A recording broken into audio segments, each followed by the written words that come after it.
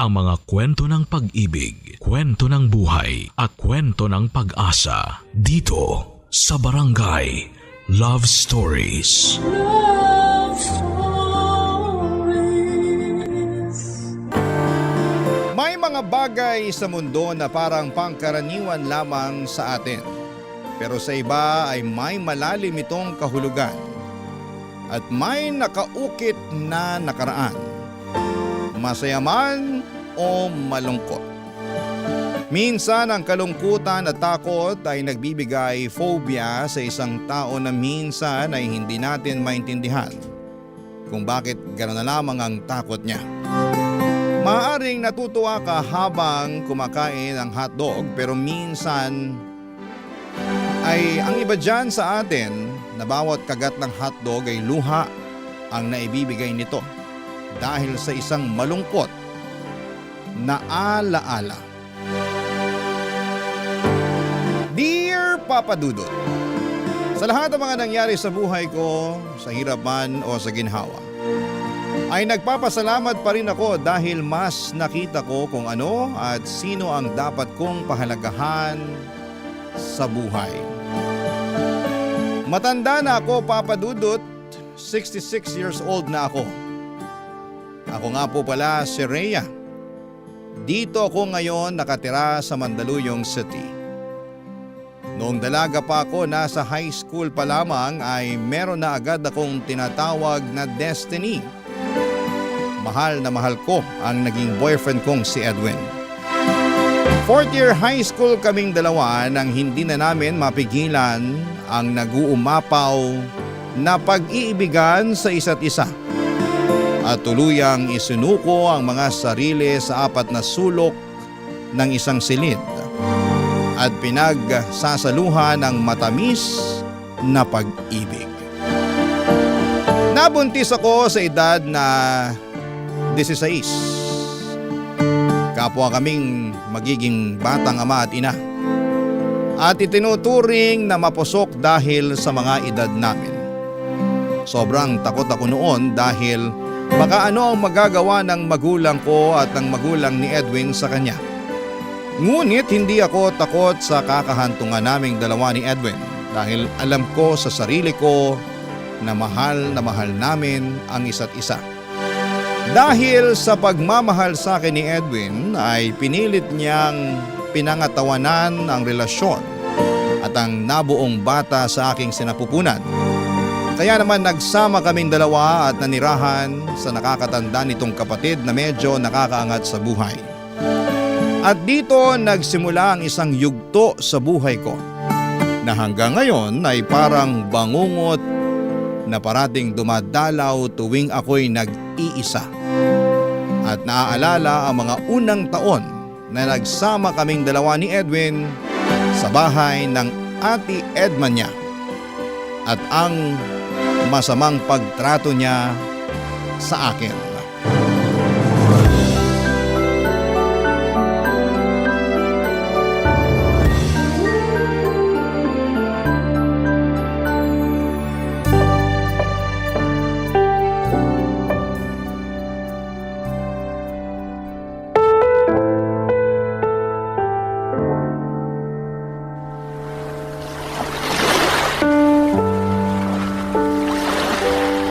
Rhea, mahal. Namiss ko nang tumambay dito na kasama ka. Ako rin naman, Edwin. Iba pa rin ang hangin dito sa Zambales kumpara sa Maynila. Tingnan mo si baby. Himbing na himbing sa braso ko. Namiss ka daw niya, mahal. Okay ka lang ba talaga dito? Ang mahalaga, may tinitirahan kami ni baby. Pagpasensya mo na ang ate ko ha. Mag-ingat ka lang sa mga kilos mo. Basta ako, magsusumikap ako sa pag-aaral para kapag makatapos na ako at makapagtrabaho, bubukod na tayo. Ipagdarasal ko talaga yan, Edwin. Oh, anong nangyari dyan sa mga kamay mo? Nagkakasugat-sugat. Matapang siguro yung huli kong ginamit na sabon kaya ganito. Pero okay lang ako, wag mo na akong alalahanin. Pasensya ka na, Rhea. Naiintindihan ko naman ang lahat. Lilipas din ito kapag tapos ka na sa college at magkatrabaho ka na. Kapag nakapag-abroad na ako, matagal kitang hindi makikita. Kahit hindi nakikita, nandito ka naman sa puso ko. Kitang-kita kita. Salamat, mahal. Mahal? Gusto ko talaga yung makapagtrabaho sa ibang bansa kasi nga malaki ang sahod. Lalo na sa first world country. Para din to sa inyo ni Baby Rhea. Kaya mo yang matupad, mahal. Sana. Kita mo yung tatay ni Irvin? Nasa abroad na. Kaya ang yaman nila eh. Oo nga eh. May maganda at malaking bahay na din sila. Makakagawa din tayo ng ganon kapag ako naman na nasa abroad. Pangako ko yan.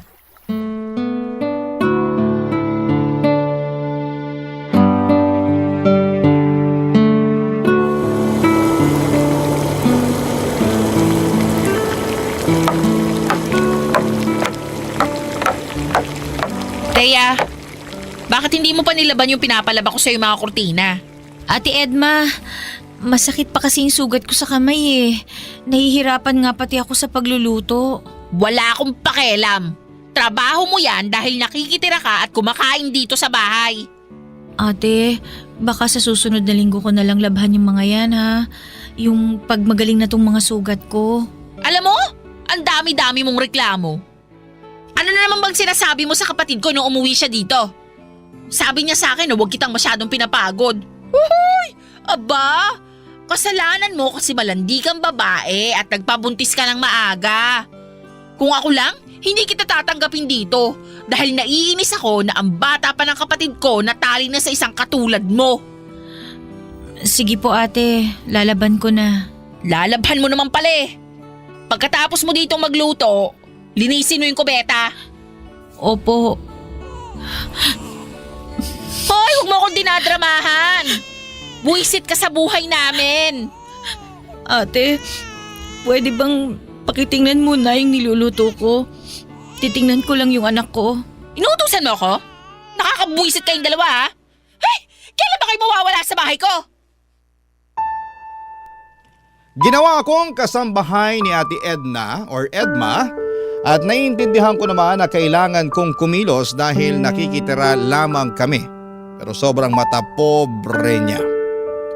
Sobrang hirap na maging buhay ko sa bahay nila, Papa Dudut.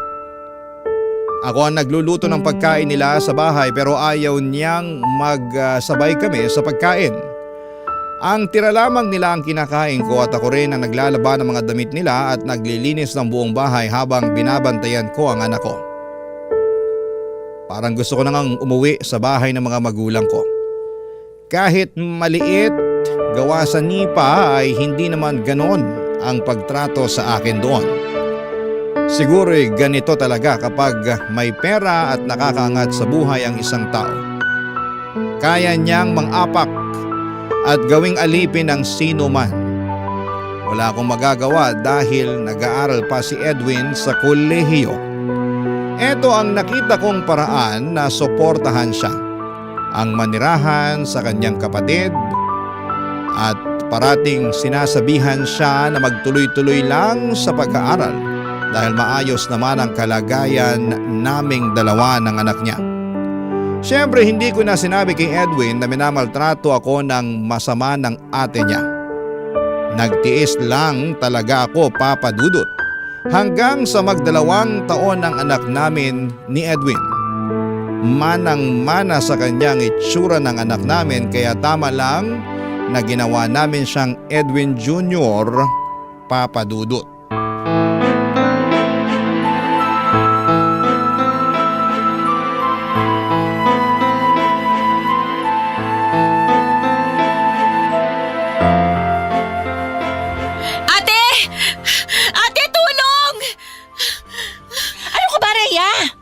Gabi na natutulog yung tao.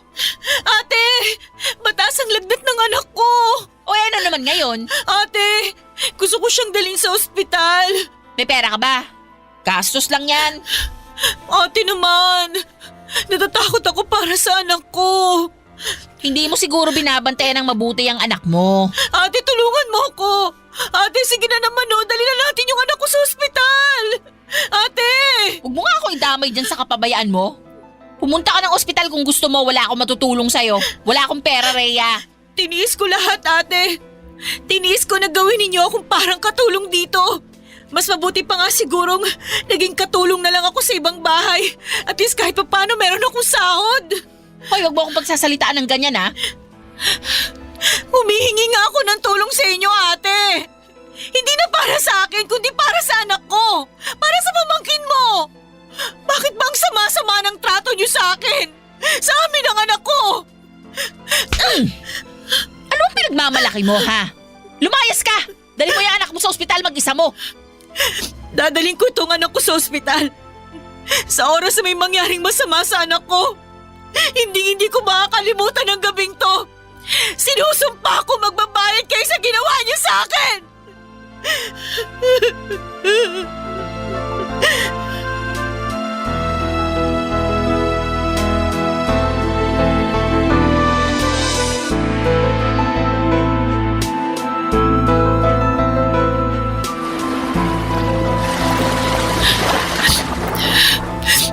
Buhay pa sana ang anak natin, Edwin. Buhay pa sana siya. Kung may pera lang ako. Kung tinulungan lang sana ako ng ate mo. Sobrang inis ko sa kanila. Walang mga puso. Bakit ngayon mo lang sinabi sa akin na ganyan na pala katindi ang pagmamalupit nila sa'yo? Mahal. Pati anak natin. Mga walang puso. Malapit na ako matapos, mahal. Doon ka na lang muna sa mama mo. Huwag ka mag-alala. Gagawa tayo ng bahay kapag nakapag-abroad na ako. Pangako ko yan. Pangako ko na hindi na mararanasan na magiging anak natin ang dinanas ng kuya nila. Yan din ang gusto kong mangyari, Edwin. Ang hindi danasin ang sinapit namin sa bahay ng ate Edma. Tuwing tinitingnan ko ang bahay, tuwing nakikita ko yung mukha niya, naiinis ako. Sumasakit yung dibdib ko. Nagngingit-ngit ako sa galit. Pero wala rin namang magagawa ang galit ko dahil wala na ang anak natin eh. Ituring na lang natin na isang mahabang bagyo ang nangyari sa atin. Ngayon, nagsisimula ng huminto ang bagyo. Makikita rin natin na wala nang alon pa ang gugulo sa ating buhay. Makakarating tayo sa mga pangarap natin. Pangako, magsusumikap ako ng husto, Rhea. Salamat, Edwin. Salamat, mahal ko. Naniniwala ako sa pangako mo.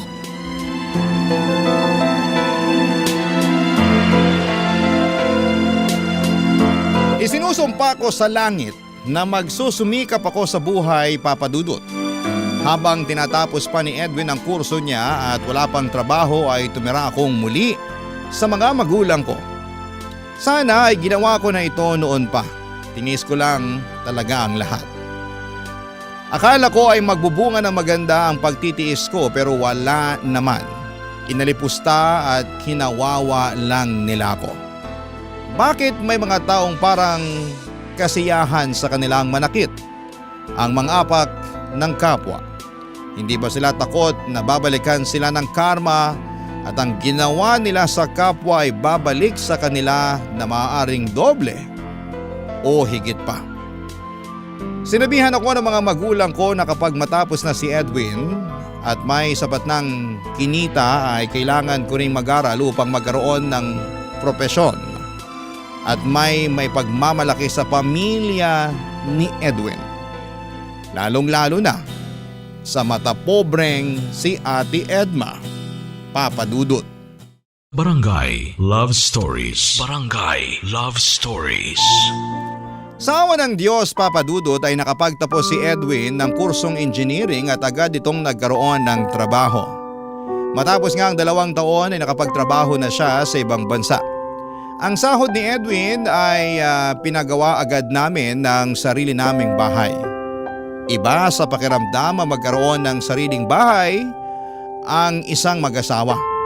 Kung hindi lang bumitaw ang anak namin ay magiging masaya siyang naglalaro sa sala. Kahit pa noong nasa bahay ako ng mama ko tumira ay hindi tumigil si Ate Edma sa pangaalipusta sa akin.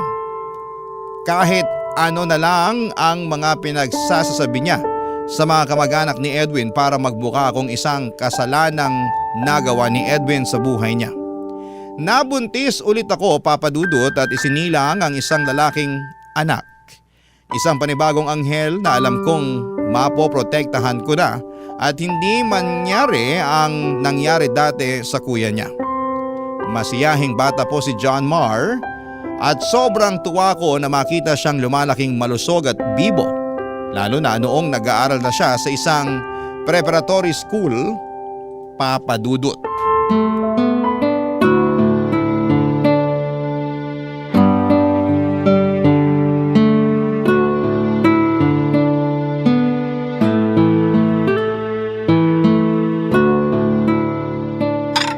Yay! Hotdog! Gustong-gusto mo talaga ang hotdog, anak, ha? Opo, ang sarap kasi, Mama. Alam mo ba dati, gustong-gusto rin ng Kuya Junior mo ang hotdog. Talaga, Mama? Oo. Sino ang malakas kumain sa aming dalawa ng hotdog, Mama? Siyempre, ikaw, anak. Umiiyak ka ba, Mama? Ay, hindi. Ano lang, napuwing lang si Mama. Huwag mong kusitin mata mo, Mama. Yan ang sabi mo sa akin. Oo, tama ka. Bakit pala namatay si Kuya? Kinuha na siya ng anghel. Sayang, hindi ko siya nakalaro. Pero pareho kami ng paborito. Noon, anak, iniiyakan talaga ng kuya mo ang hotdog dahil gustong-gusto niyang kumain. Kaso wala akong pera noon. Wala akong pambili kaya hanggang tingin lang ang Kuya Junior mo. Kawawa naman si Kuya. Nakita ko nga siya dati na tinitingnan ng mga pinsan niya na kumakain ng hotdog. Masakit sa puso ko. Parang dinudurog yung puso ko na makitang nagugutom yung kuya mo at gustong-gusto niyang kumain ng hotdog. Ma, salamat kasi nakakabili na kayo ng hotdog ngayon. Kaya nga dapat, Uubusin. tama. Kasi sabi mo, maraming ibang bata ang walang pagkain tulad dati ni Kuya Junior. Ma, I love you. Kayong dalawa ni Papa. Mahal ka din namin ng papa mo, anak.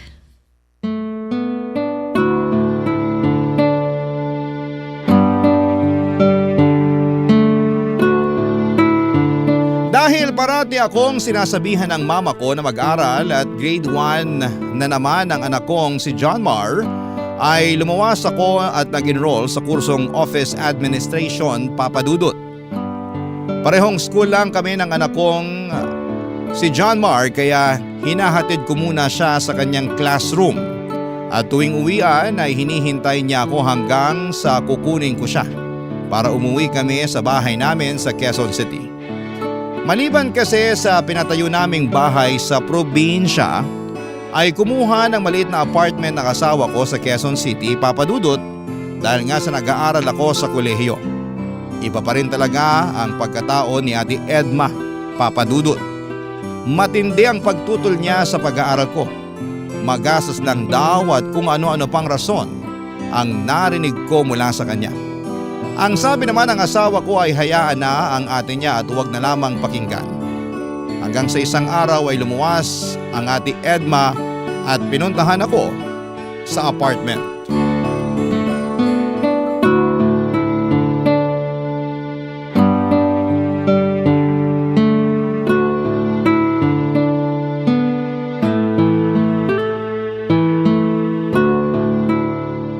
Ano bang nakain mo?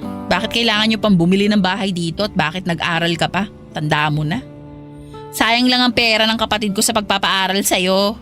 Gusto ko rin pong makatapos, ate. Sabihin mo, gusto mo lang waldasin ang pera ng kapatid ko. Masaya ka na ngayon dahil may pera na yung kapatid ko? Kaya mo na kaming tapatan, ganun ba? Hindi ako nag-iisip ng ganon, ate. Anong Anong hindi? Ramdam ko. Gusto mong ipamukha sa amin na mas maayos na ang buhay nyo ngayon. Hindi ko alam kung bakit ganyan ka mag-isip. Humiwalay na nga kami sa bahay ninyo. Bakit nakikialam pa rin kayo sa buhay namin? Aba syempre, pera ng kapatid kong nilulustay mo. Pera ng asawa ko. Asawa ko! Ba, nagmamalaki ka na ha? Iba na rin talaga ang isang langaw na nakapatong sa isang kalabaw. Hindi ako ganon. Baka siguro ikaw. Gusto mong gumaya ako sa'yo na walang natapos at iniaasa lang sa asawa mo ang lahat? Gusto mo bang sa inyo ulit ako tumira para meron kayong alila? Gusto niyo doon ako sa inyo para mamatayan ulit ako ng anak? Ganun ba yung gusto niyo, ha? Hoy, huwag mo ako pinagtataasan ng boses ha? Pwede kong gawin ang gusto ko dahil nasa loob ka ng pamamahay ko. Isusumbong kita kay Edwin. E di magsumbong ka. Tingnan natin kung may maniniwala pa sa'yo. Lahat ng mga pamangkin mo ayaw ka makasalamuha dahil sa ugali mong bulok. Yan lang ba ang kaya mo? Wala na bang ilalakas yung pagsampal mo? Yan! Yan ang totoong sampal! Walang hiya ka! Sige, sige! Sampalin mo ba ako? Ikaw ang may kasalanan kung bakit namatay ang anak ko. Sana araw-araw dalawin ka ng konsensya mo. Siguro kakambal mo si Satanas. Wala kang konsensya!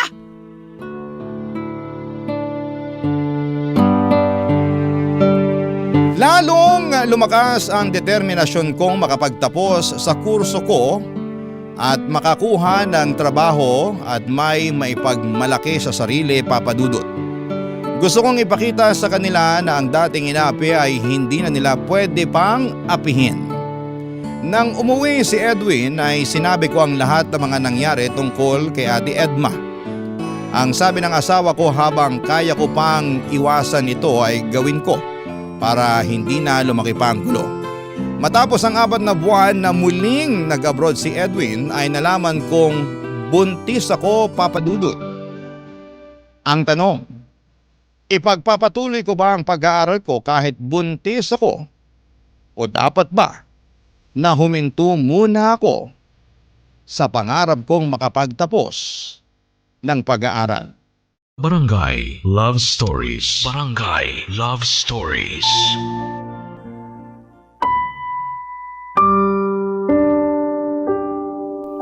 Kahit nabuntis ako ay ipinagpatuloy ko pa rin ang pag-aaral. Mabuti naman at may pamangkin ako at ni Edwin ang tumira sa bahay at pinapaaral din namin dahil naniniwala ako at si Edwin na ang tanging makapagsasalba sa kahirapan dito sa Pilipinas ay ang magkaroon ng kursong natapos. Naging kaagapay ko sila sa bahay at hindi ko ginawa ang ginawa sa akin ni Ate Edma.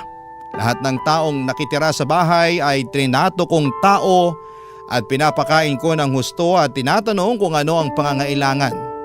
Lalong-lalo na sa pinansyal na aspeto at maging sa kanilang health dahil may phobia na ako simula nang mawala ang panganay ko, Papa Dudut. Para sa akin ay magiging mabuti ang buhay ng isang tao kapag nakapagtapos ito. Kaya nang dumating ang oras na nakapagtapos ako sa kolehiyo ay sobrang saya ko. Inialay ko ang diploma ko sa panganay kong nasa langit na, Papa Dudut.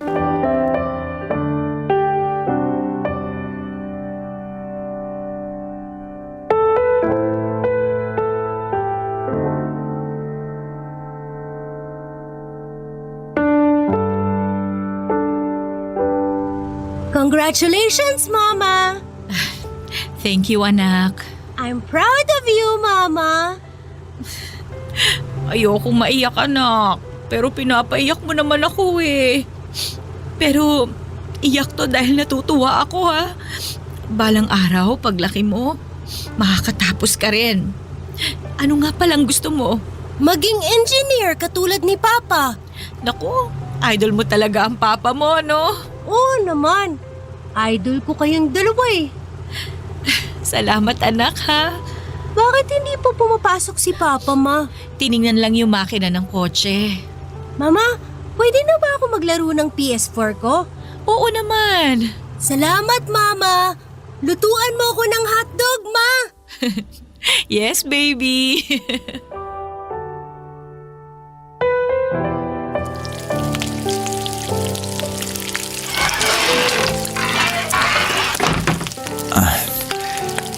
Papatinan ko na lang bukas yung kotse sa talyer.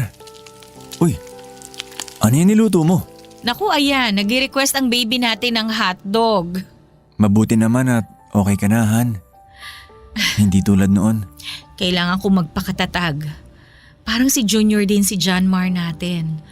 Sana maging mabuting kuya siya sa bunso nating si Jeffrey na panayang tulog. Oo nga. Mahal, sobrang proud ako sa'yo. Salamat sa suporta, ha? Kung hindi rin naman dahil sa'yo, hindi rin ako makakatapos. Pinaghirapan mo yung diploma mo. Salamat sa lahat, Edwin. Ikaw pa. Mahal. Umuwi tayo ng probinsya bukas. O sige.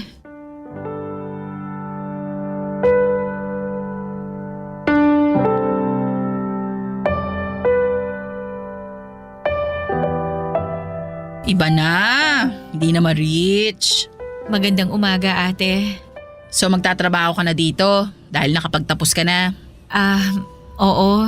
Nakuha mo talaga yung gusto mo, no, Rhea? Pinagsumikapan ko ang lahat ng ito, ate. Ganun ba? Ate, meron nga palang lechon doon. Kumuha kayo. Gusto mo ba ako mamatay? Hindi naman, ate.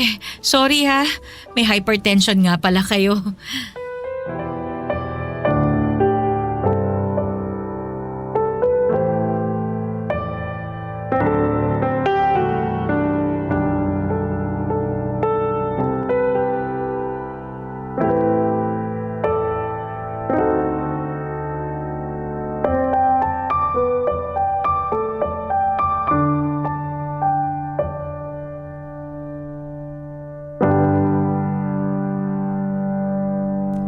Papadudot, habang kaya ko pa ay hindi ko talaga pinatulan si Ate Edma. Mahirap na makipagpalitan pa ng masamang salita sa kanya dahil wala rin namang patutunguhan ng lahat. Kahit na hindi mabuti ang pagtrato niya sa akin ay nirerespeto ko pa rin siya bilang kapatid ng asawa ko. Naging mas angat ang buhay namin kumpara sa kanila ni Ate Edma. Nakakuha ko ng trabaho at si Edwin naman ay patuloy pa rin sa kanyang pagiging engineer sa abroad. Nawala naman ang trabaho ang asawa ni Ate Edma kaya gumawa na lamang sila ng maliit na tindahan para pagkakitaan nila. Maraming nagsasabi na karma sa kanyang nangyari dahil ramdam na ramdam ko na naghihirap na sila. Naging pasaway ang kanilang anak at parati itong laman ng inuman. Kaya isang araw ay nagkaroon ito ng malubhang sakit at isinugod pa sa ospital. Lumapit sa akin si Ate Edma.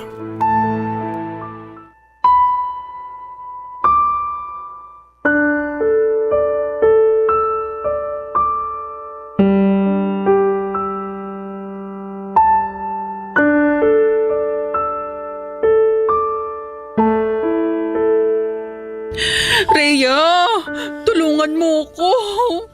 Bakit, ate? Ano ba nangyari? Ate! Si Rodel, yung anak ko ay sinugod sa ospital. Malubha ang sakit niya. Kailangan daw operahan yung atay niya. Ano? Rhea, nagmamakaawa ako sa'yo. Alam kong naging masama ako sa'yo, inaamin ko. Kahit maging ngayon, masama pa rin ang trato ko sa'yo. Pero sana tulungan mo yung anak ko.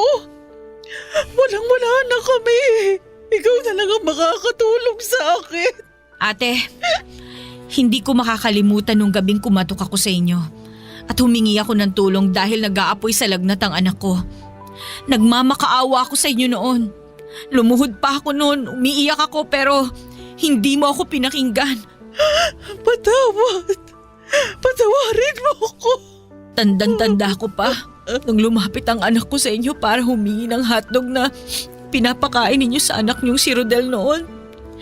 Imbis na binigyan niyo kahit isang hotdog man lang, isang kurot lang ibinigay niyo sa anak ko noon at tiningnan niyo pa ng masama.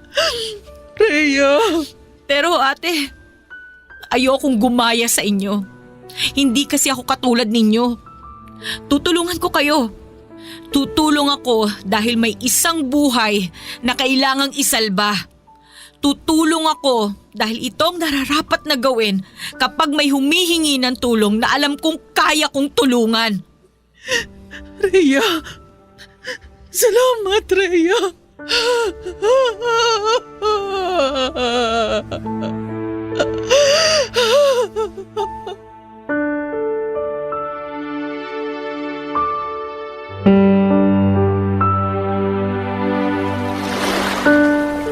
Isang taon na lang, ma. Magiging engineer na rin ako. Napakabilis talaga ng panahon, anak, ano? Kung buhay lang si Kuya Junior, 27 years old na sana siya ngayon. Malamang may pamilya na rin siya. Mabuti anak at hindi ka pa nag-aasawa. Hindi ka tumulad sa amin na sobrang agang nag-asawa. Kaya tuloy, ang daming hirap na pinagdaanan. Kasi ma, may mga pangarap po ako. Gusto ko po munang makapagtapos ng pag-aaral. Tapos tutulong ako sa inyo ni Papa kahit papano. Madali lang naman pong lumagay sa tahimik eh. Basta nasa ayos na po ang lahat. Pero ma, hindi ko pa rin ma-imagine kung paano nyo nakaya ni Papa. Ako nga na pag-aaral lang ang inaatupag ko, halos hindi na ako magkanda o gaga sa dami ng ginagawa ko eh. Kayo pa kaya ni Papa noon? Kung mabuti kang tao, babalik sa iyo ang ginawa mong kabutihan. Minsan, may mga pagsubok talaga na parang ramdam mo na iniwanan ka na ng Diyos. Pero yung pala, karga-karga ka niya. Tulad nung kwento dun sa Footprints in the Sand. Naalala mo ba yon? Oo naman po ma. Tandang-tanda ako yan. Kapag dumating na yung panahon ma na makapag-asawa ko, mamahalin ko siya kung paano kayo minahal ni Papa. At pag nagkaanak kami, mamahalin at palalakihin namin yung bata kung paano niyo ako pinalaki ni Papa. Yun po ang gagawin ko, ma. Alam kong magiging mabuti kang ama sa magiging anak mo.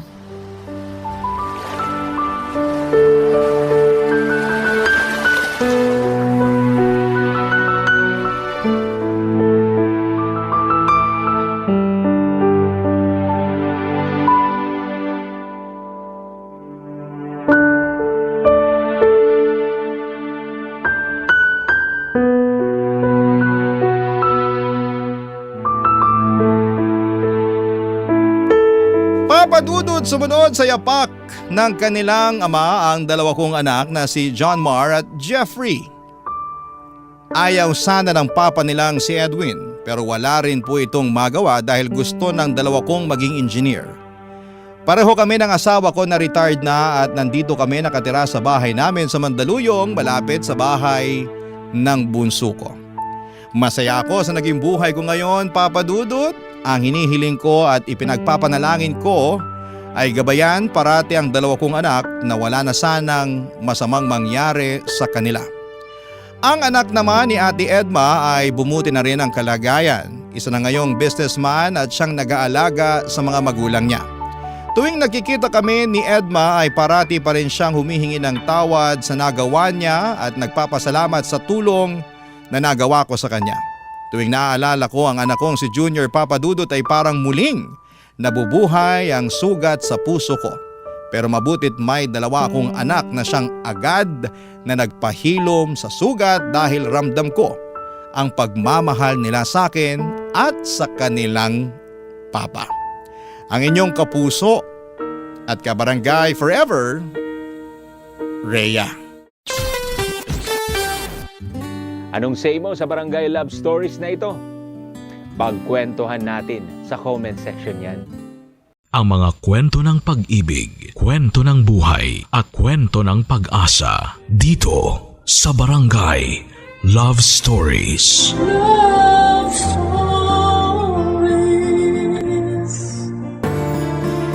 Kapag tayo ay nagmamahal, kailangan nating sumugal. Kailangan nating ipagsapalaran ang ating puso para mahanap natin ang nakatakdang kapareha nito. Ikaw, kabarangay, anong mga bagay na ang ipinusta mo sa ngalan ng pag-ibig?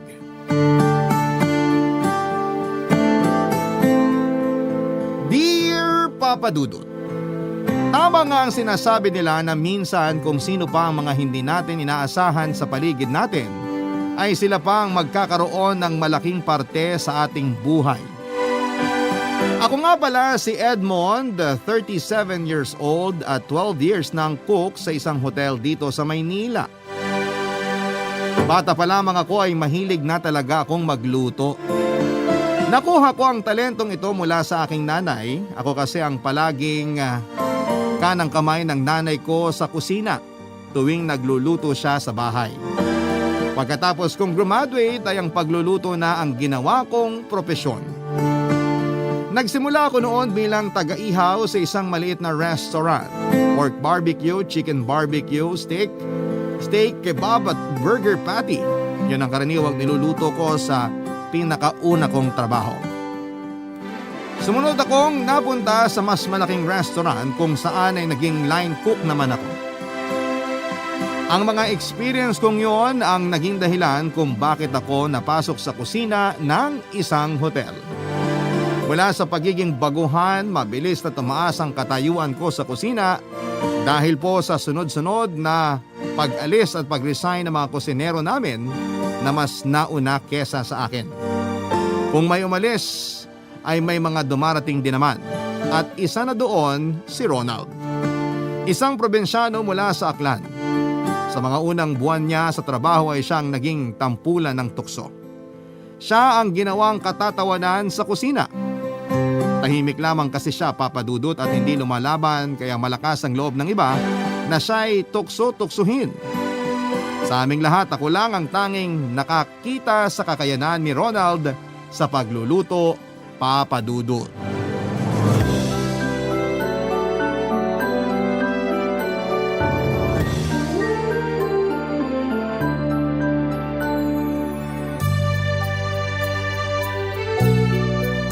Ronald, paupo ako ha.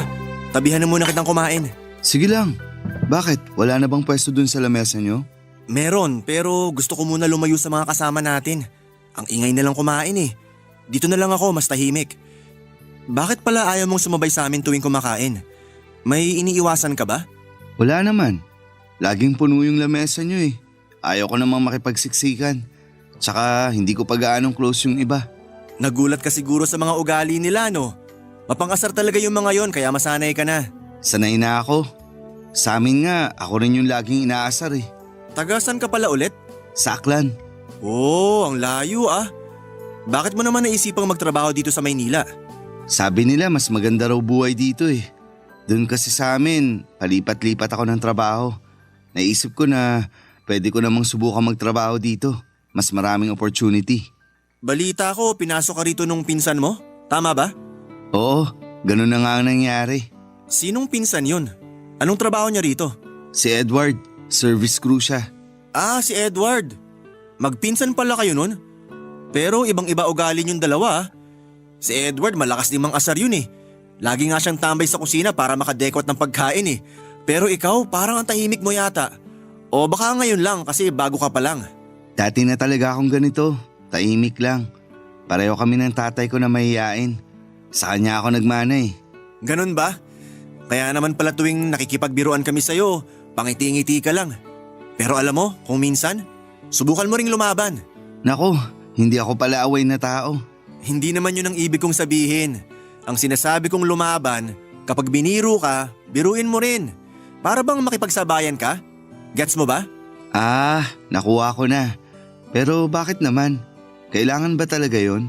Kung gusto mo magbago pakikitungo nila sa'yo, yun ang gawin mo. Napapansin ko kasi na nabubuli ka nila nang hindi sinasadya kasi hinahayaan mo lang. Kapag inutusan ka nila na gawin yung trabaho nila, huwag kang pumayag. Okay lang naman sa akin yun. Talaga? Bakit naman? Kung ako sa'yo, hindi ako papayag. Kasi dun ako natututo. Hindi man halata sa akin pero mas gusto ko yung mga bagay na challenging. Kahit bigyan pa nila ako ng 5 putahe na sabay-sabay kong lulutuin, ayos lang yun. Kaya ko naman. Ang problema kasi sa ganun, mas magiging mabigat na ngayon yung trabaho mo kaysa sa sahod na nakukuha mo. Sabi nga nila, dapat magtrabaho ka base sa sahod na ibinibigay sa'yo. Kapag nagpapagod ka sa wala, ikaw din lang yung lugi. Hindi naman ako lugi kung may natututunan naman ako. Tsaka mahal ko ang pagluluto kaya hindi mabigat yun para sa akin. Ibang klase ka pala. Naging all around ka na tuloy dahil sa ginagawa mo. Kulang na lang maghugas ka na rin ng pinggan eh. Huwag mo sabihin na naghuhugas ka rin ng pinggan. Kapag nauubusan tayo ng lutuan, ako na mismo naghuhugas. Hindi nga. Seryoso? Oo, wala naman kaso sa akin yun. Pero ini-spoil mo yung mga katrabaho natin sa ginagawa mo. Paano yun? Hayahay na lang buhay nila tapos ikaw yung naghihirap? Hayaan mo na. Ikaw bahala. Baka ngayon lang yan kasi bago ka pa. Tamo, kapag nagtagal, mananawa ka rin sa buhay sa kusina. Bakit ikaw? Nagsawa ka na ba? May mga pagkakataon na naboboringan na ako sa ginagawa ko. Araw-araw ba naman kasi na paulit-ulit na lang yung ginagawa natin? Yung sinasabi mong marami kang matututunan? Kapag naubos na yon, magsasawa ka rin.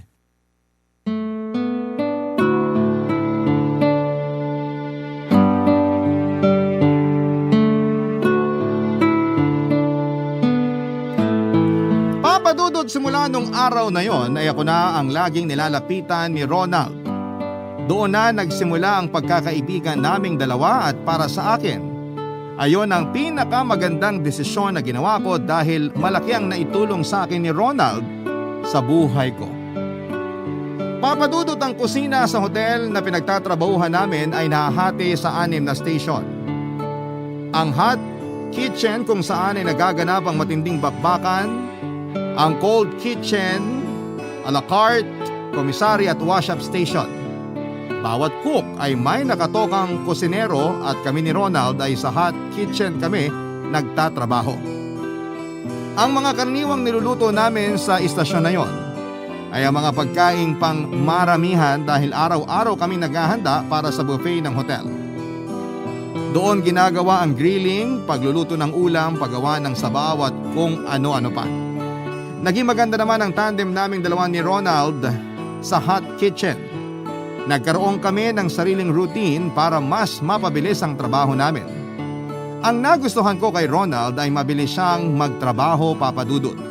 Magaling din ang panlasa nito at kapag napasobra ay marunong siyang dumiskarte.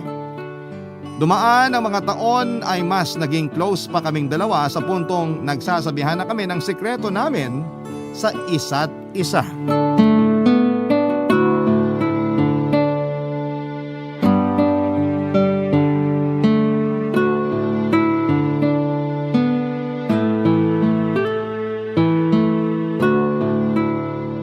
Uy, Ronald!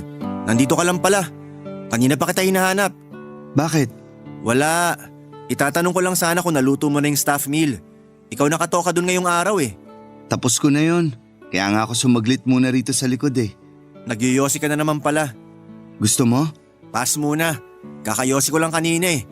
Alam mo, yung pagyoyosi mo na yan, medyo bawas-bawasan mo hanggat maaari. Napapansin ko lang na parang nagiging chain smoker ka na ngayon eh. Nakakawala kasi ito ng pagod. Ito na lang yung pahinga ko eh. Kapag nagyoyosi ako, kumakalma yung utak ko. Nakakakonsensya tuloy. Sa akin ka natuto magyosi eh. Naalala ko pa nung bago-bago ka pa lang na hindi ka marunong humipak ng sigarilyo. Ganun talaga. Kailangan nating mag-adjust sa paligid natin. Kasama ba yan sa mga natutunan mo rito? Nagsama-sama na lahat. Lahat ng magaganda at masasama.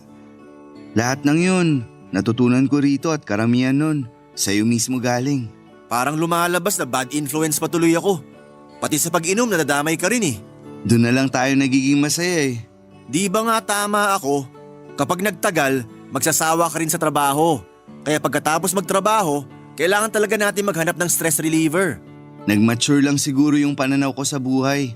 Pero alam mo, kahit nakakasawa at nakakapagod yung buhay natin dito, hindi ko magawang umalis.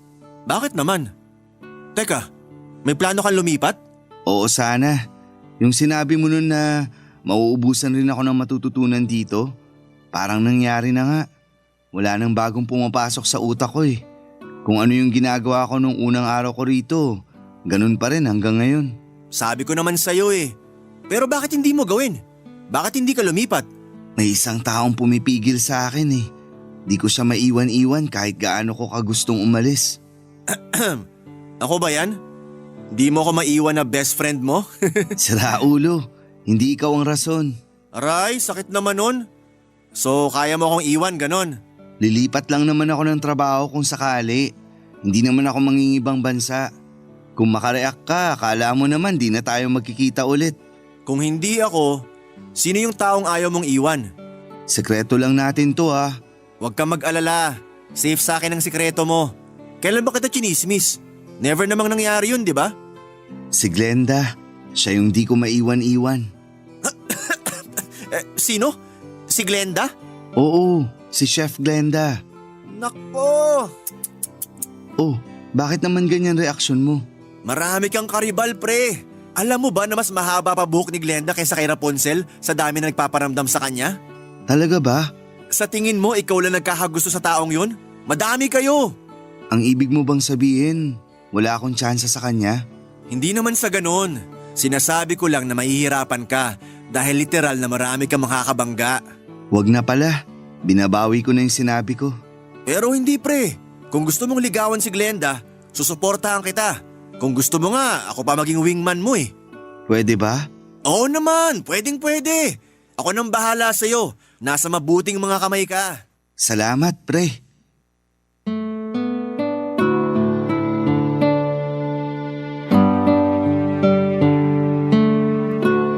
Papadudot katapat lang ng hot kitchen ay ang station naman ng cold kitchen.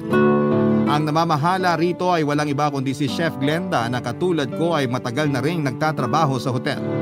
Siya ang gumagawa ng mga pagkaing hindi na kinakailangang lutuin katulad ng mga salad, juice, shake, sandwich at iba pang mga appetizers. Hindi na nakapagtataka kung bakit nagkagusto si Ronald kay Glenda. Maganda kasi siya, makinis ang balat nito at matangos ang ilong at may maikling buhok na bumagay sa bilugan niyang mukha. Tahimik lamang si Glenda at may pagka-misteryosa.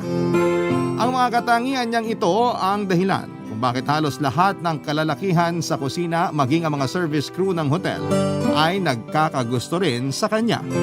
Marami na nga ang sububok na manligaw kay Glenda pero ni isa sa kanila ay walang pumasa. Dumating nga sa punto noong napagkamala na siyang lesbiana dahil never daw itong nagkaroon ng boyfriend. Hindi pa nakatulong ng mga galawan nito ay may pagka-tomboy na mas lalo pang nagpalakas sa appeal niya. Papadudot, aaminin ko po sa inyo, maging ako man ay nagkaroon din ng crush kay Glenda. Pero hindi katulad ng iba ay sinekreto ko lamang ang nararamdaman ko sa kanya. Paghanga lang naman ang meron ako sa kanya dahil bukod sa maganda niyang itsura, ay napakahusay din po niya sa loob ng kusina. Barangay Love Stories. Barangay Love Stories. Hindi po alam ng nakakarami pero si Glenda po ang kauna-unahang tao na nakausap ko sa kusina noong baguhan pa lamang ako. First day ko noon sa kitchen at nagulat ako sa bilis ng mga kaganapan doon. Wala kang oras para huminga dahil pagkatapos mo sa isang bagay ay may bagong trabaho ka na namang kailangang tapusin.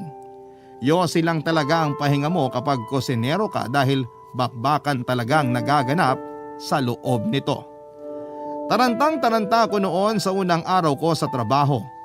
Sunod-sunod ba naman kasi ang ipinag-utos sa akin.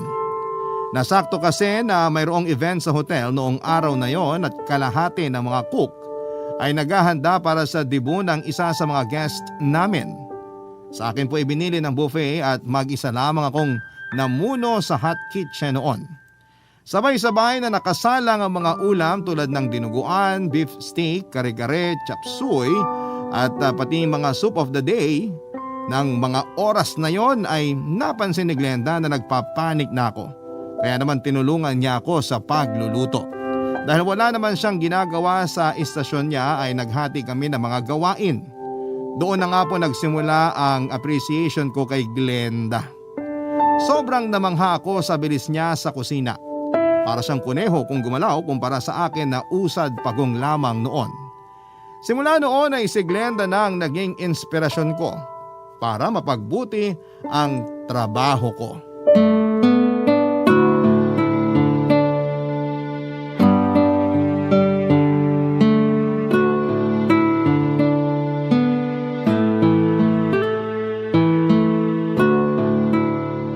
Chef Glenda, dito ba tambayan ng mga kusinero kapag nagpapahinga?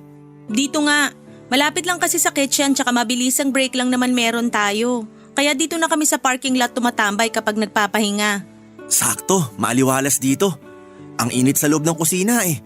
Para kang nasa impyerno. Kamusta naman first day mo? As expected ba o unexpected yung mga nangyari? Grabe, sobrang unexpected. Nakakapagod yun ah. Ibang-ibang galawan dito kaysa sa restaurant. Tapos medyo masungit pa yung iba nating kasama. Dapat sanayin mo na sarili mo sa mabilisang trabaho. Tapos kapag nakasuot ka na ng apron, labas na personal na buhay mo sa ginagawa mo.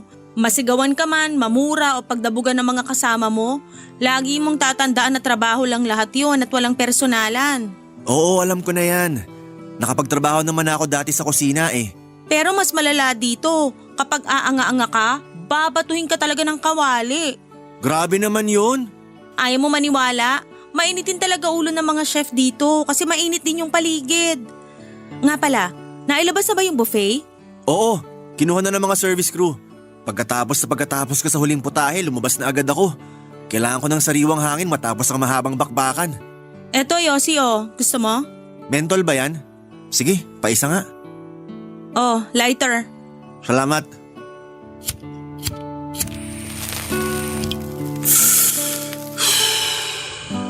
Daig ko pa nag-workout sa ginawa natin kanina. Hindi ko inaasahan na ganun pala kabigat yung trabaho dito sa kusinang to. Patikim pa lang yan. Talaga? Oo naman, anong inaasahan mo? Chill na buhay? Pumasok ka sa sikat na hotel kaya talagang mapapahirapan ka rito. Nakaka-excite naman kung ganun.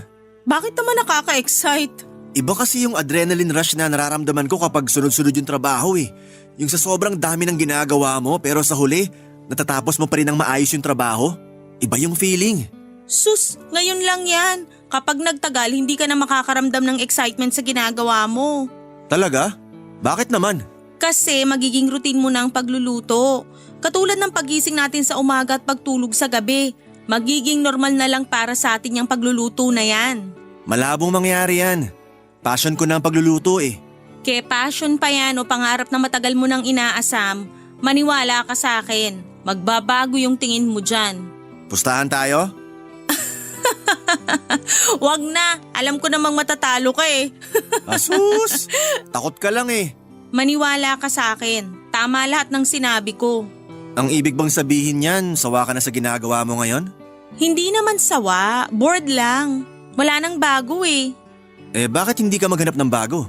Kailangan ko magtagal dito para gumanda yung resume ko. Tsaka wala naman ako ibang mapupuntahan kasi isa na tong hotel na to sa pinakamaganda na pwede mong pasukan. Teka, ilang taon ka na ba? Parang ang dami mo ng pinagdaanan.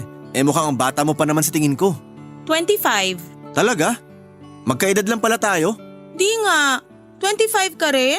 Oo, kahit i-check mo pa ID ko. Hindi halata ah. Bakit? Ilang taon na ba ako sa tingin mo? Akala ko mid-30s ka na eh. Ang lala naman nun, baby-faced kaya ako. Sino naman nagsabi? Nanay mo? Oo. Bahala ka dyan. Oo, teka. Saan ka pupunta? Babalik na ako sa kusina. Mag-aayos pa tayo para sa merienda buffet. Sumunod ka na lang pagkatapos mo dyan. Teka, sandali. Sasabay na ako. Hindi naglaon ay mabilis din naman akong nakapag-adjust sa bago kong trabaho noon. Kung sa restaurant ay sakalang kami magluluto tuwing may order, sa hotel ay hindi ka titigil sa pagluluto dahil diretso ito mula umaga hanggang gabi, mula Lunes hanggang Linggo. Unti-unti ay nagustuhan ko rin ang buhay sa kusina. Nakaka-addict dahil kakaiba ang adrenaline rush na mararamdaman mo tuwing sobrang gulo ng paligid mo at lahat ng tao ay nagmamadali sa kani-kanilang trabaho. Sa huli ay mapapangiti ka na lamang tuwing binabalik-balikan ng mga tao ang luto mo. Hinding-hindi ko malilimutan ang ginawang kabutihan sa akin ni Glenda noong first day ko dahil doon nagsimula ang pagkakaibigan naming dalawa. Inggit na inggit nga sa akin ang mga katrabaho ko dahil sa aming kalalakihan ay sa akin lang close si Glenda. Pakiramdam ko ay napaka-espesyal ko dahil sa akin lang siya nagiging open. Kaya naman ginawa ko ang lahat para mapangalagaan ang pagkakaibigan namin yon.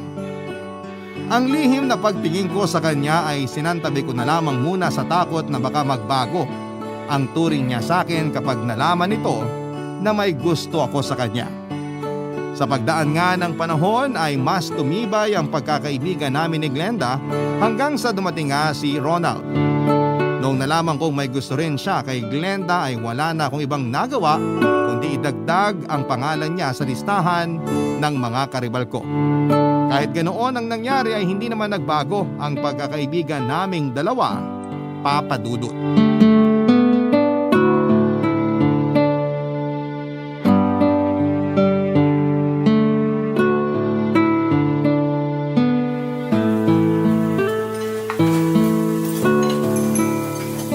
Pre, ano, kumusta? Luto na ba yung para sa buffet? Patapos na. 2 na lang kulang. Saan ka ba kasi galing? Galing ako sa cold kitchen. Tinulungan ko si Glenda. Nakalive yung kasama niya eh. Kawawa naman, natambakan ng trabaho. Kaya tinulungan ko na. E paano naman ako? Ikaw talaga. Basta pagdating sa babae, napakabilis mo. Minsan na nga lang magpatulong yun eh. Alam mo, si Glenda, madiskarting tao yan. Kaya kapag humingi siya ng tulong sa'yo, tulungan mo. Kasi hindi yan nagpapatulong talaga. Sus, dami pa sinabi. Tulungan mo na lang ako rito para matapos na to. Amin na, ako na dyan. Malapit na yan maluto. Maghahanda lang ako ng rekado para sa staff meal. O sige. Sandali lang. Nagsiselos ka ba? Ano? Nagsiselos ka ba na close kami ni Glenda? Ba't naman ako magsiselos? Eh syempre, may gusto ka sa kanya eh. Hindi ako nagsiselos. Kung ano-anong iniisip mo dyan. Magluto ka na lang kaya. Alam mo pre, hindi mo kailangan magselos kasi matagal na kami magkaibigan ni Glenda. Close na talaga kami noon pa. Kaya yung pagiging malapit namin sa isa't isa, walang mali siya yun. Oo na. Ay sus, nagsiselos nga. Maganda nga yun na close kami eh. Kasi mas nagagampanan ko yung role ko bilang wingman mo. Di mo ba alam na sinimulan ko na yung trabaho ko? Nilalakad na kita kay Glenda. Totoo ba? Oo naman. Anong sabi mo sa kanya? Alam na ba niya na gusto ko siya? Siyempre dapat dahan-dahanin lang natin. Huwag natin siyang biglain. Hindi pa niya alam na may gusto ka sa kanya. Ang ginagawa ko tuwing magkausap kami, lagi kitang binabanggit. Para bang mind conditioning lang? Siyempre iba kapag lagi niyang naririnig yung pangalan mo. Mananatili yun sa isip niya. Baka nga mapanaginipan ka pa niya eh. Kung totoo nga yung sinabi mo na matagal na kayong magkaibigan, turuan mo naman ako kung paano ako mas magiging malapit sa kanya. Hindi ka ba marunong manligaw? Kalalaki mong tao eh. Ilang taon ka na ba ulit? 28. 28 ka na pero di ka pa marunong dumiskarte? Para ka namang never nagka-girlfriend yan. Basta, turuan mo na lang ako. Teka, totoo ba? Hindi ka pa nagkaka-girlfriend? Hindi nga. Uy, sagutin mo ako. No girlfriend since birth ka? Oo nga, ang kulit. Silence means yes nga, di ba? Anak nang, kaya naman pala di ka marunong manligaw eh. Ano, tuturuan mo ba ako o hindi? Ganito gawin mo ha. Kapag nakita mo siyang lumabas ng kusina, ibig sabihin nun magyoyosi yun. Sabayan mo siya. Tapos kapag magkasama na kayo, kwentuhan mo ng buhay mo. Magtanong-tanong ka sa kanya ng mga simpleng bagay. Basta ang tip ko lang sa'yo, huwag mo siyang biglain. Slowly but surely dapat tayo. Okay, sige. Gagawin ko mamaya yan. Tapos kapag wala ka ng ginagawa dito sa hot kitchen, lipat ka dun sa cold kitchen. Istorbohin mo sila, makipagbiruan ka, makipag-flirt ka. Marunong ka naman siguro nun, no?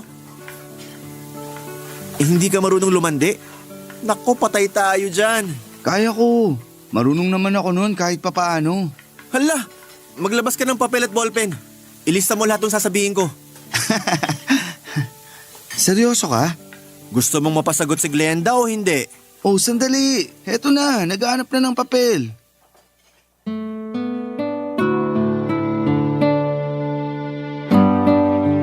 Papadudot, binigyan ko si Ronald ng listahan ng mga bagay na gusto ni Glenda para mas tumaas pa ang tsansa nito na mapansin siya ng chef namin. Sa tagal ng pinagsamahan naming dalawa ay marami na akong alam tungkol kay Glenda.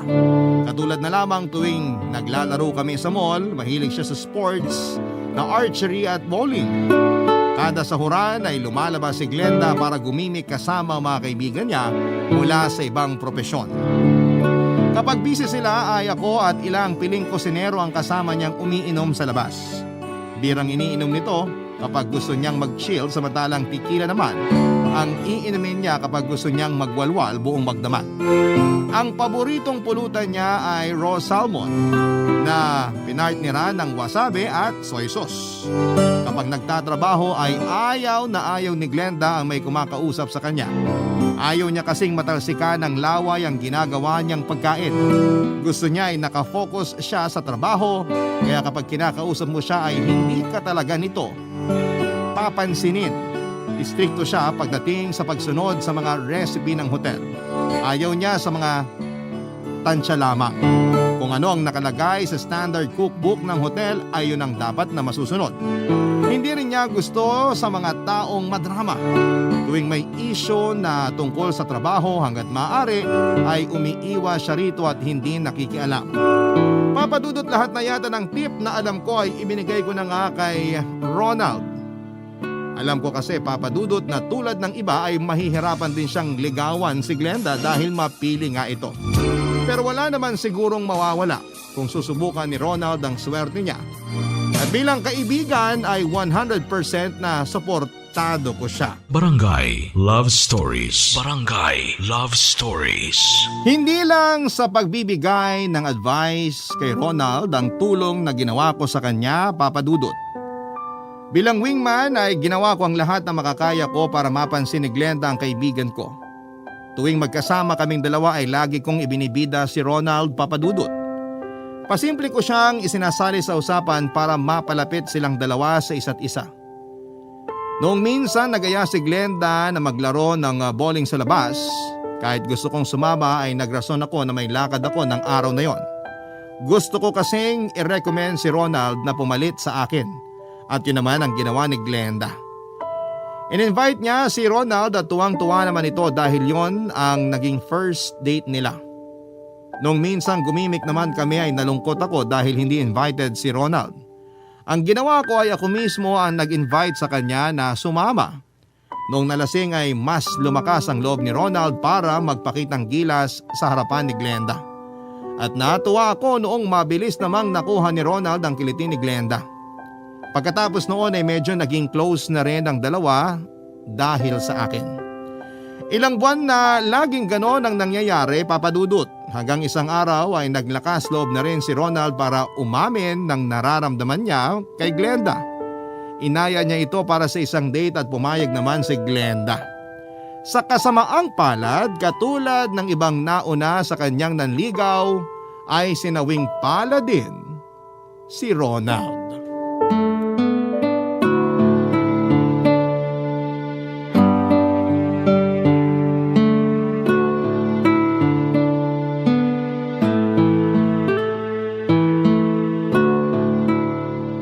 Sige, mauna na kayo.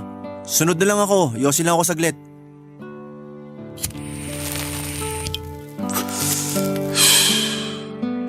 Oh, Ronald! Anong ginagawa mo dito? Di ba day off mo ngayon? Oo, wala akong pasok. Galing ako sa labas pero naisip kong dumalaw rito. Wala akong ibang mapuntahan eh. Oo nga, ngayon pala yung date niyo ni Glenda, di ba? Ano, nagtapat ka na sa kanya? Ano nangyari? Dali, kwento mo. Busted ako, pre. Ha? Paano? Ano bang sinabi niya sa'yo? Hindi raw niya ako nakikita bilang boyfriend. Wala raw siyang gusto sa akin. Nasaan na ba siya ngayon? Umuwi na. Pagkatapos namin kumain. Nagpaalam na siya tsaka dumiretso na ako rito. Sayang. Akala ko pa naman may chance ka na. Hayaan mo pre.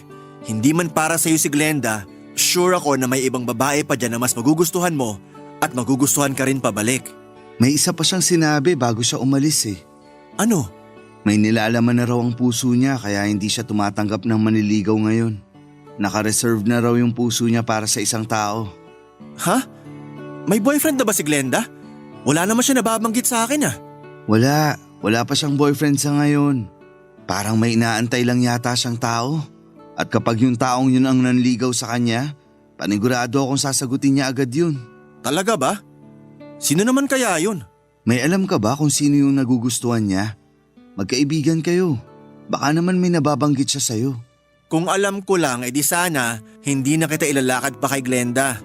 Hindi ko rin alam na may gusto na pala siya sa ibang tao. Ako? May hinala ako kung sino. Sino? Bago ko sagutin yan, may tanong muna ako sa'yo. O sige, ano yun? Di ba halos lahat nagkagusto na kay Glenda? Halos lahat sumubok na ligawan siya. Oo, napag-usapan na namin yan mismo ni Glenda dati.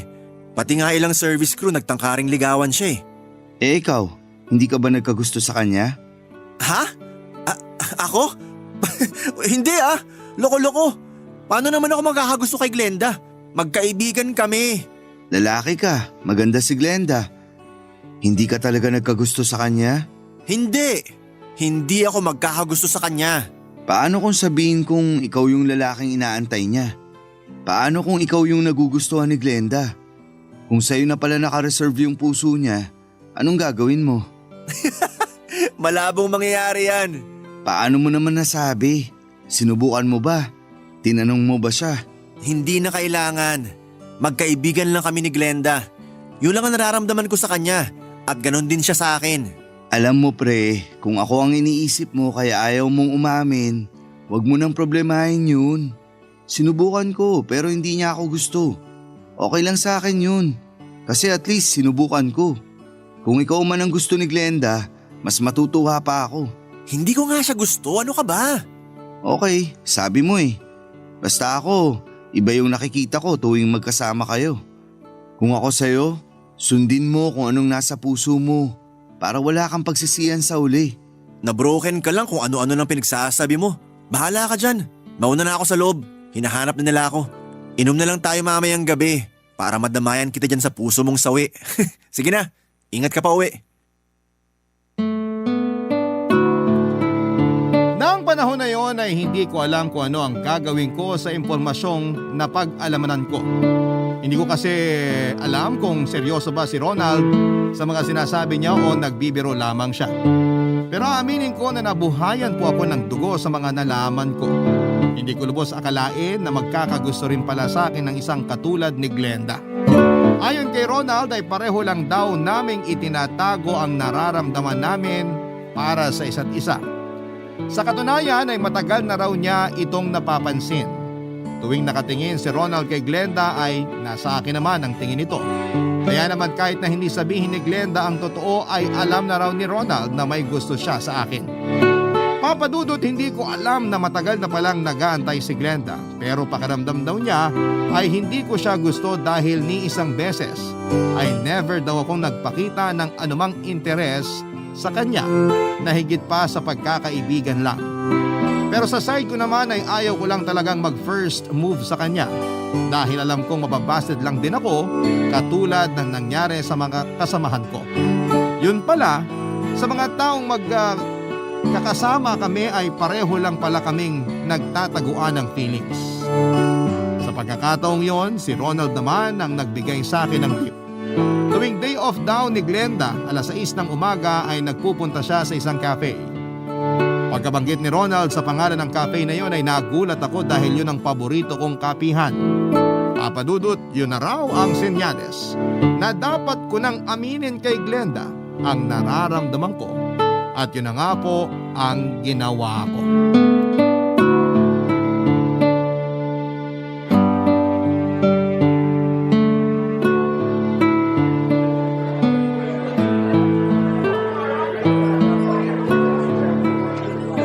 Edmond? Oh, Glenda, nandito ka pala. Good morning. Good morning din. Wala kang pasok? Meron pero dumaan muna ako rito sa cafe para bumili ng kape. May kape naman sa hotel ah. Ba't di ka pa dun magkape? Pangit ang lasa ng kape sa hotel eh. Sabi ko naman sa'yo ibang lasa ng kape nila rito. Matapang na manamis-namis. Yun yung gusto kong kape. Ikaw, nagulat ako nandito ka. Ah oo, dito na rin ako kumukuha ng kape ko. Sabi mo kasi masarap dito kaya sinubukan ko. Ayun, nagustuhan ko kaya suki na rin nila ako. Tama ako, di ba? Basta pagdating sa usapang kape, marunong ako niyan. Kape nang dumadaloy sa dugo ko eh. Nga naman. Pero sandali lang, di ba mid-shift ka? Bakit naman ang aga mo yatang pumasok ngayon sa trabaho? Ano kasi may dadaanan pa ako pagkatapos nito. Saan naman? Ang totoo niyan, wala talaga. Wala akong lakad ngayon. So? Nandito ka lang para sa kape? Ang layo ng pinunta mo ha? Nandito ako hindi para sa kape kundi para sa'yo. Ha? Nabanggit kasi sa akin ni Ronald yung nangyari sa date nyo. nandito ka ba para maghanap ng explanation para sa kaibigan mo? Wala hindi ko talaga siya gusto. Akala mo di ko napapansin na pinupush mo siya sa akin? Alam ko yun, kaya nung nagsabi na siya sa akin ng nararamdaman niya, sinabi ko na rin yung totoo na wala talaga. Wala kaming chance na dalawa. Oo, yan din yung sinabi sa akin ni Ronald. So bakit kailangan mo pa akong puntahan rito kung alam mo na pala yung rason? Hindi rin yun ang pinunta ko rito, kundi ikaw. Ikaw mismo. Nandito ako ngayon kasi gusto talaga kitang makita. Bakit naman? Lagi naman tayong nakikita sa trabaho Huwag mong sabihin mismo na ako kaagad. Glenda, nasabi sa akin ni Ronald na may inaantay ka raw na tao. Kaya kahit gaano pa karaming manligaw sa'yo, walang pumapasa. Totoo ba yon? Grabe Pati yun sinabi sa'yo ni Ronald. Hindi ko alam na machismis din pala yung mga lalaki. Pero, oo, tama, may hinihintay nga akong tao ngayon. Kilala ko ba kung sino? Bakit gusto mong malaman? Kasi kung liligawan din ba kita, hindi rin bang magiging sagot mo? Liligawan mo ko? May gusto ka rin sa akin? Alam ko na kaibigan lang ang tingin mo sa akin pero… Ang tagal mo. Ha? Ang tagal mong umamin, yan yung inaantay ko sa'yo Yung umamin ka na gusto mo ko kasi ang totoo, ikaw nga yung taong hinihintay ko, Edmond. Ako? Oo, ikaw. Gusto rin kita matagal na. Pero paano nangyari yun? Ni hindi ka man lang nagpahiwatig na may gusto ka sa akin. Kasi ayokong mauna, ayoko mag-assume. Paano kung nauna akong umamin sa'yo tapos hindi mo pala ako gusto? Di napahiya ako. Ano bang mukhang ihaharap ko sa'yo? Yun din ang rason kung bakit ayokong umamin sa'yo Natatakot ako na baka magbago ang tingin mo sa akin. Baka magbago yung pagkakaibigan natin kapag hinaluan ko ng pag-ibig yung relasyon natin. So all this time may feelings na pala tayo sa isa't isa? Parang gano'n na nga. My gosh, para pala tayong tanga. Ang tanda na natin pero nagkakahiyaan pa tayo. Pero totoo nga. Totoo ba tong mga sinasabi mo? May gusto ka sa akin? Oo nga. Ano, manliligaw ka ba? Kasi pag oo, sasagutin na kita. Mabilis na kumalat sa kusina ang balitang girlfriend ko na nga si Glenda. Marami ang nainggit sa akin dahil sa aming lahat ay ako raw ang nagwagi. Ako raw ang nakabihag sa mailap na puso ni Glenda. Papa Dudut, hindi mangyayari ang lahat ng ito kung hindi dahil kay Ronald.